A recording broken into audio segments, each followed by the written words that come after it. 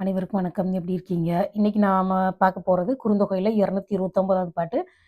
பாடியவர் மோதாசனார். திணைப்பாலை. பாட்ட வாசிக்கிறேன்.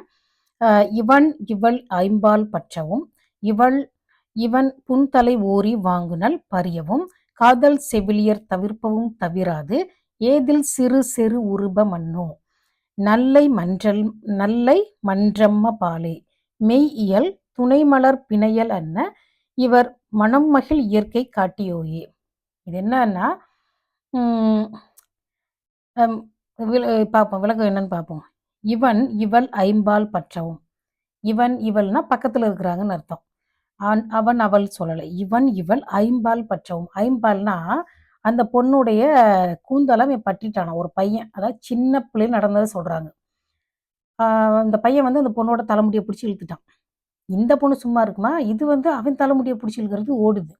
இவன் இவள் ஐம்பால் பற்றவும். இப்போ ஏன் ஐம்பால்னு சொல்றாங்கன்னா, அந்த காலத்துல சீவக சிந்தாமணியில அதோடைய சம்பந்தப்பட்ட விஷயம் இருக்கு. என்னன்னா எங்க இருக்கு? சீவக சிந்தாமணியில முக்தி இளம்பகத்துல 2437வது வரியில ஒரு 5 சிகை அலங்காரத்தை பத்தி சொல்லுறாங்க. அதாவது பெண்களுக்குரியது. அது என்னன்னா, குழல் அலகம் 2 வந்து முடியை வந்து டிவைட் பண்ணி பண்றது, வகுத்து பண்றது. அதாவது குழல்னா ஒத்த சடையா கூட இருக்கலாம். அது வகுத்து பண்ணுவது. அப்போ குழல் அலகம் 2ம் வந்து முடியை வந்து செப்பரேட் பண்ணி பண்றது. அடுத்து வந்து கொண்டன்னா தொகுத்து பண்றது. மொத்தமா முடிய ஒரு இடத்துல கொண்டு வர்றோமா. அடுத்து வந்து பனிச்சை தூஞ்சை 2 வந்து இது போல முடிய தொங்க விட்டுக்கிறது. அந்த காலத்துல தொங்க விட்டுட்டு தான் இருந்திருக்காங்க. நமக்கு தெரியல பாருங்க. தலை முடிய விரிச்சு போடாத, கண்ணகி மாதிரி இருக்கு அப்படின்னு எங்க ஊர்ல சொல்லி திட்டுவாங்க. இது வந்து இந்த ஹேர் ஸ்டைல் வந்து பனிச்சை தூஞ்சை. சரியா? இப்போ இந்த ஐம்பால் பற்றவும் அப்படின்னா, அந்த பெண்ணுடைய கூந்தலை பிடிச்சி பட்டுட்டான், பிடிச்சி இழுக்கிறான். அதுக்கு போயிட்டு கூந்தலை பிடிச்சி இழுத்தான்னு சொல்லக்கூடாது, ஐம்பால் பற்றவும்னு சொல்லி அது இந்த இவ்வளவு விஷயங்கள் இருக்கு சீவக சிந்தாமணியில். இப்ப என்ன பண்ணுது அந்த பொண்ணு? இவனுடைய புன்தலை ஓரி. புன்தலைனா முடி கொஞ்சமா இருக்கு. முடி கொஞ்சமா இருக்கு. இந்த வார்த்தை நிறைய பாடல்கள் இருக்குதான். அதை பத்தியெல்லாம் பேச வேணாம். புன்தலை ஓரி. ஓரினா ஒரு ஆணுடைய முடிக்கு பேரு ஓரி, பெண்ணுடைய முடிக்கு பேரு கூந்தல். புன்தலை ஓரி வாங்குனல். அந்த பையனோட குட்டி முடியை பிடிச்சி இழுக்கிறதுக்கு ஓடுதாமா. பரியவும்னா ஓடுறது. இந்த பரியா ஓடுனான்னு சொல்லுவாங்க தெரியுமா? பரினா குதிரை, இன்னொரு பரி வந்து ஓடுறது.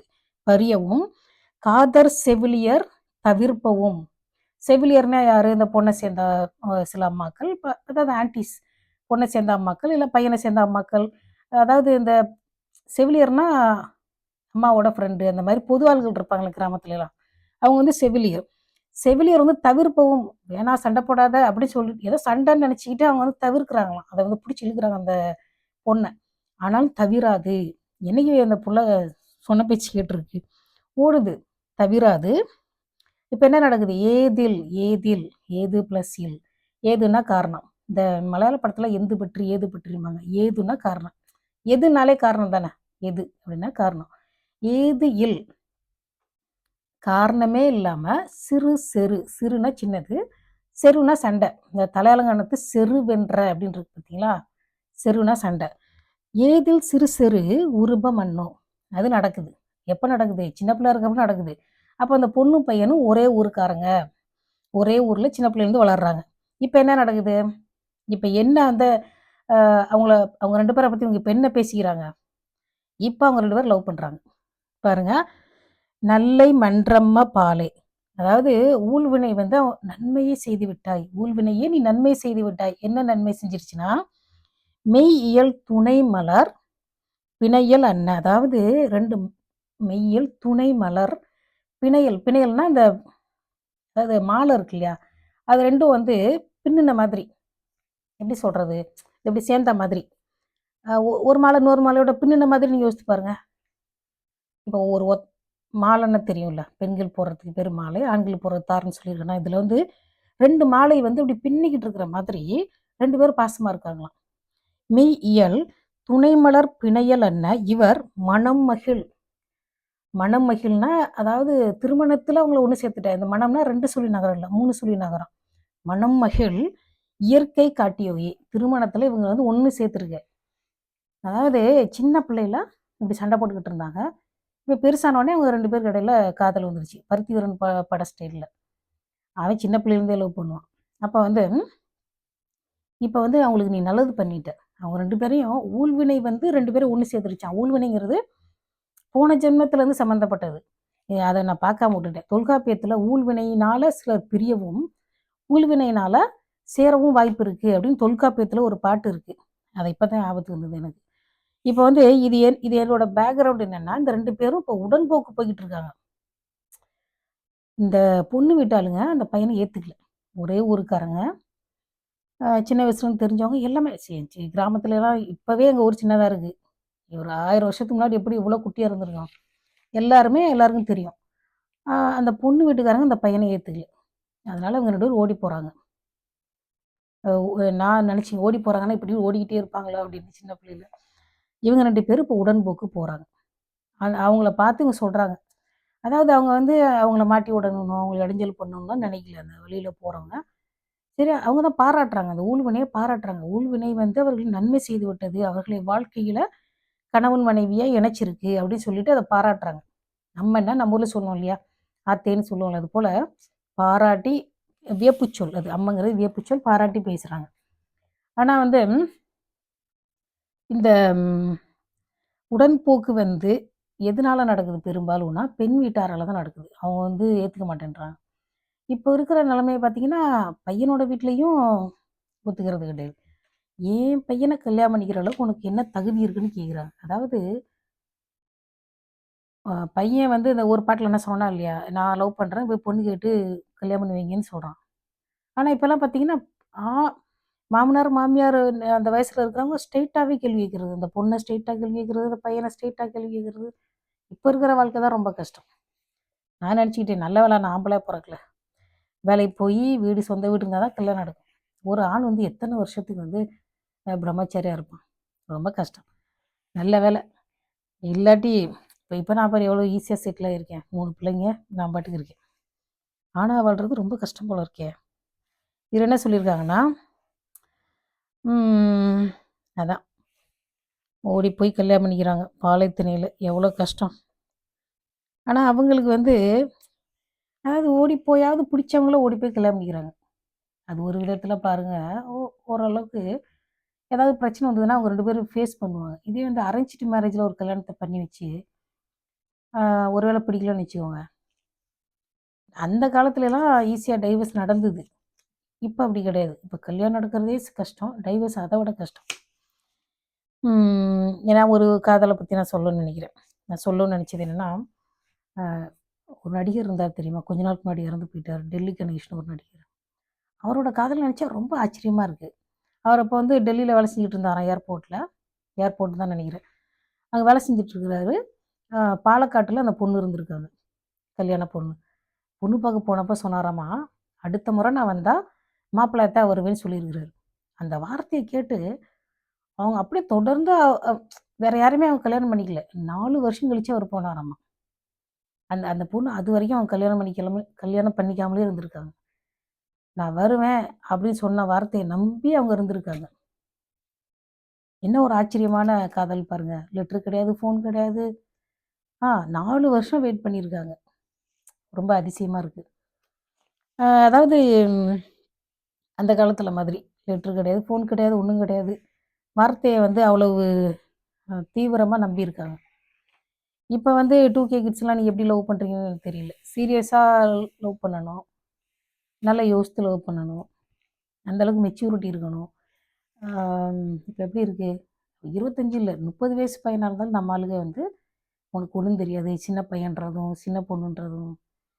அதாவது நான் என்ன நினைக்கிறேன்னா, லவ் மேரேஜ் பண்றதுல ஒரு லவ் மேரேஜோ, அரேஞ்ச்டு மேரேஜோ உங்களுக்கு உண்மையிலேயே பிடிச்சிருந்தா கல்யாணம் பண்ணணும். ஆம், நம்ம கல்யாணம் பண்ணிட்டோம். இதுக்கு மேல நம்ம விட்டு ஓடி போ முடியாது. அப்படின்ற ஒரு கல்ச்சர நம்பி கல்யாணம் பண்ணக்கூடாது. இப்ப ஆஸ்திரேலியாவுல பிடிக்கலன்னா டைவர்ஸ் பண்ணுவாங்க. அது லவ் மேரேஜா இருந்தா கூட பண்ணுவாங்க. இங்க அரேஞ்ச்டு மேரேஜே கிடையாது. நீங்க யாராவது எதிர்காலத்தில ஆஸ்திரேலியாவுல இருக்கிற யாருக்காவது நீங்க சம்மந்தம் பண்ணணும்னு நினைச்சீங்கன்னா யோசித்துக்கணும். பாசமா இல்லாட்டி டைவர்ஸ் பண்ணுவாங்க. சரிங்களா? அது தமிழ், இங்கிலீஷ் எந்த எந்த மக்களா இருந்தாலும் சரி. ஏன்னா அன்பு செய்யாத ஒருத்தரோட இங்க இருக்கவே மாட்டாங்க. நம்ம நாட்ல வந்து சில பசங்களுக்கு நல்ல அன்பு செய்ற மனைவி இல்ல. சில பெண்களுக்கு நல்ல மனைவி கிடைக்கல. ஆனாலும் வந்து அந்த பிள்ளைங்களுக்காக அவங்க வாழ்ந்து, ஒரு மாரத்தான் ஓட்டம் மாதிரி முடிக்கிறாங்க தெரியுமா? அது உண்மையிலே பாவம். அதுக்கு தான் நான் சொல்றேன், பிடிச்சிருந்தா கல்யாணம் பண்ணுங்க. பிடிக்கலன்னா டைவர்ஸ் பண்ணி விட்டுருங்க. அத விட்டுட்டு, ஒரு ஊருக்காக வாழ்றது, அப்படியே கஷ்டப்பட்டுக்கிட்டே வாழ்ந்தோம்னு வச்சுக்கோங்க, நமக்கு வந்து ஒரு நெறைய நோய் வரும். சரியா? இந்த மாரி ஓடி போய் கல்யாணம் பண்ணி சந்தோஷமா இருந்தா ஒண்ணும் பிரச்சனை கிடையாது. இந்த காலத்துல அப்படி ஓடி போறாங்கன்னு வச்சுக்கோங்க, ச்சே என்ன மாரி நல்லவங்கலாம் என்ன பண்ணுவாங்கன்னா, சரி பரவால்ல, அதாவது இந்த ஒரு பரவால்ல கடவுள் வந்து அவங்கள சேர்த்து வச்சுருச்சுன்னு நெனைப்போம். சிலர் என்ன பண்ணுவாங்க சொல்லுங்க? உடனே ஃபோன் அடிப்பாங்க. பொண்ணு வீட்டுக்கு ஃபோன் அடிப்பாங்க, பையன் வீட்டுக்கு ஃபோன் அடிப்பாங்க. இன்னும் 4 பேருக்கு ஃபோன் அடிச்சு சொல்லுவாங்க. இந்த மாரி ஒரு பொண்ணும் பையனும் ஓடி போய்க்கிட்டு இருக்காங்க அப்படின்னு. இந்த மாரி பகல்ல கூட இந்த காலத்துல முடியாது. பகல்ல முடியாது. நைட்ல தெரியாம பைக்ல தான் போகணும். இப்படி தொரத்துறவனே பைக்ல போவான். காரும், பைக்லயும். ரொம்ப கஷ்டம். ஒண்ணு பையனுக்கும், பொண்ணுக்கும் மெச்சூரிட்டியா இருக்கிற மாதிரி வளர்க்கணும். அதுகளே குழந்த மாரி வளர்த்து வச்சுட்டு, அப்புறம் அது தப்பு தப்பா செலக்ட் பண்ணுனா, அவங்க பின்னாடியே சேசிங் பண்ணிட்டு போறது. அதுதான் நம்ம மேல தான் தப்பு இருக்கு. நம்ம மேல தான் தப்பு இருக்கு. உனக்கு இது சரி, இது சரியில்லன்னு எதுவுமே நம்ம சொல்லி தராம, சின்ன பிள்ளை மாரியே வச்சிருக்கிறது. எங்க வீட்ல எங்க அம்மா சொல்லும். 20 வயசுல கூட, என் பொண்ணு பச்சை மண்ணு. என் பொண்ணு அப்பாவி, பச்சை மண்ணு ஒண்ணுமே தெரியாது அப்படின்னும். 20 வயசுல கூட. ஆனா சில வீடுகள்லாம் பார்த்தீங்கன்னா, 20 வயசு புள்ள அவ்ளோ தெளிவா பேசும். அவ்ளோ தைரியசாலியா இருக்கும். நம்ம என்ன நெனைக்கிறோம்னா, அதுங்க வந்து நம்ம கட்டுப்பாட்டுக்குள்ளே இருக்கணுங்கிறதுக்காக, அது ஒண்ணும் தெரியாமலேயே வச்சிருக்கிறது. கடைசில பார்த்தீங்கன்னா, ஒண்ணுமே தெரியாம லேட் மெச்சூரிட்டி. லேட் மெச்சூரிட்டியா வருது. அப்ப அவங்க லேட்டா தான் கல்யாணம் பண்ணுவாங்க. சில பிள்ளைங்க 18 வயசுல போய் போலீஸ் ஸ்டேஷன்ல நிக்குது. அதுவும் சரியில்ல.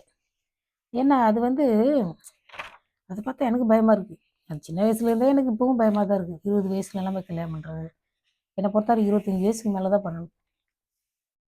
ரொம்ப சின்ன வயசுல கல்யாணம் பண்ணிட்டு, அப்புறம் அதான் மக்கள் என்ன நெனைக்கிறாங்கன்னா, கொஞ்சம் அழகா கொஞ்சம் பளிச்சுன்னு இருக்கிறப்பவே கல்யாணம் பண்ணி வச்சிரணும். கொஞ்சம் டல் லுக் வர்றதுக்கு முன்னாடி அப்படின்னு நெனைக்கிறாங்க. ஆனா, சிலர் வந்து எப்படின்னா, எனக்கு இதான் பிடிக்கும், இது பிடிக்கலன்னு சொல்ற அந்த சிந்திக்கிற தன்மைக்கு முன்னாடியே கல்யாணம் பண்ணி வச்சுர்றது. அப்படியும் இருக்கு. சில இடத்துல நல்லா செலக்ட் பண்ணி, நல்ல பணக்கார வீட்ல கட்டி வச்சுர்றாங்க. அந்த பிள்ளைங்களும் அடாப்ட் ஆயிடுது. அதாவது ரொம்ப சிந்திக்கக்கூடாது. லவ் மேரேஜோ, அரேஞ்சுடு மேரேஜோ ரொம்ப சிந்திக்காம இருக்கிறது நல்லது. அ மனசு படி தான் திருமணம் சரிங்களா? பொருளாதாரம் பார்த்துக்கிட்டே இருந்தோம்னா, ஒரு சின்ன நோய் வந்துச்சுன்னா கூட எல்லா காசும் போயிடும். அவசரம் நான் பேசுறேனோ? ம். இப்போ 4, 5 தடவ நான் வீடியோ பண்ணிட்டு, அதாவது பாதி பாதி நின்றுச்சு. இப்ப பாருங்க அது நிக்கலன்னு சொல்லி பேசிட்டே இருக்கேன். ஒரு நாள் ஒரு ஆஃபீஸ் போனேனா, அந்த ஆஃபீஸர் என்ன கேட்டாரு, வேலைக்கு போறத பத்தி அப்படி கேள்வி கேட்டாரு பாருங்க. நான் டக்குன்னு சொல்லிட்டேன். அப்ப சரியான பசியில இருந்தேன். மனசு கஷ்டமாவும் இருந்தது. டக்குன்னு சொல்லிட்டேன். "ஐ அம் நாட் லேசி" அப்படின்னு கோவமா நேரா பார்த்து சொல்லி அதாவது நான் கொஞ்சம் சத்தமா பேசினாலே கோவமா பேசுற மாரி இருக்கும். "ஐ அம் நாட் லேசி" அப்படின்ட்டேன். அதாவது நான் எப்படி சொல்லியிருக்கேன்னா, "I am not lazy sir. I am able to go to work." அப்படிங்கிறத தன்மையா சொல்லாம, "ஐ அம் நாட் லேசி" அப்படின்னேன் பாருங்க. சிரிக்காம அப்படி நேரா சொன்னேன் பாருங்க. இந்த துணுக்குறுதல்னு சொல்லுவாங்க தெரியுமா? அப்படியே ஷாக் ஆயிட்டாரு அந்த ஆஃபீசர். நெக்ஸ்ட் டைம் போறப்போ அவர நான் பார்த்தேன்னா சாரி கேட்கணும். ஏன்னா நான் ரொம்ப டயர்டா இருந்தேன், பசியோட இருந்தேன். தெரியாம டக்குன்னு அப்படி கோவமா பேசிட்டேன். அப்படின்னு அவர்ட்ட நான் மன்னிப்பு கேட்கணும். ஆமா, நான் வந்து ம கைவசம் எப்பவுமே மன்னிப்பு வச்சிருப்பேன். உடனே மன்னிப்பு கேட்குறது. என்ன செய்றது? அதாவது அதாவது அது நடக்கிறப்ப தெரியல. அதாவது நடந்து முடிஞ்சதுக்கு அப்புறம் யோசிக்கிறேன். அடடா! அதாவது பெண்ணுன்னா பேயும் இறங்கும்னு சொல்லுவாங்க. அதுபோல அவரு வந்து இறங்கும்னா இப்படி இறங்கும் இல்ல. இரக்கம். அதுபோல அவர் வந்து லேடிங்கிறதுனால விட்டுட்டாரு போல இருக்கு. இதே பையனா இருந்தான்னு வச்சுக்கோங்க, "ஒரு நிமிஷம் நிறுத்துங்க" அப்படின்னு சொல்லியிருப்பாரு. ஏன்னா, சரி போனா போதுன்னு விட்டுருக்கலாம். பாவம் அ ஒரு அம்மா அப்படின்னு சொல்லி விட்டுருக்கலாம். எனக்கு இப்ப நினைச்சு பார்த்தா யோசிக்கிறேன். அவருடைய ஒரு செகண்ட் ஒரு ஷாக் ஆனாரு பாருங்க. ஐயோ! நம்ம ஊரா இருந்தான்னு வச்சுக்கோங்க, கண்டிப்பா ஏதாவது கோவமா பேசியிருப்பாங்க. அவர் வந்து ஒரு ஆஸ்திரேலியன். அதனால நம்ம ஊர்னா இந்தியாவுல இது நடந்துருச்சுன்னு வச்சுக்கோங்க, சும்மா நிறுத்துமா அப்படின்னு சொல்லியிருப்பாங்க. பட் இவர் வந்து ஒரு ஆஸ்திரேலியன். சரிங்களா? அதனால, "அடேங்கப்பா! இந்திய பெண்கள்லாம் இப்படி பேசுறாங்க" அப்படின்னு சொல்லி யோசிச்சிருப்பாரு. சரி ஓகே. 15 நிமிஷம் ஆகப்போகுது.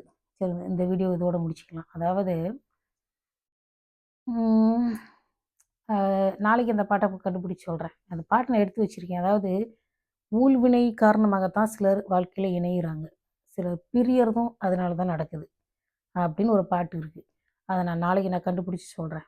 அது இதோட சேர்த்து சொல்லலான் இருந்தேன், மறந்து போயிட்டேன். இப்போ தான் ஞாபகத்துக்கு வருது. ஏன்னா 4, 5 தடவை நான் வீடியோ பண்ணிக்கிட்டே டெலீட் பண்ணிக்கிட்டே இருந்தேன். ஏன்னா யாருமே பாருங்கள் ஏன் வீடியோ பண்ணல, உடம்பு சரியில்லைன்னு எனக்கு ஃபோன் பண்ணி கூட கேட்கவே இல்லை. எனக்கு எனக்கு உடம்பு சரியில்லைன்னா என் பிள்ளைங்க தான் பார்ப்பாங்க. அவங்களுக்கு உடம்பு சரியில்லைன்னா நான் பார்த்துக்குவேன். வேறு யாரும் இல்லை. சரிங்களா?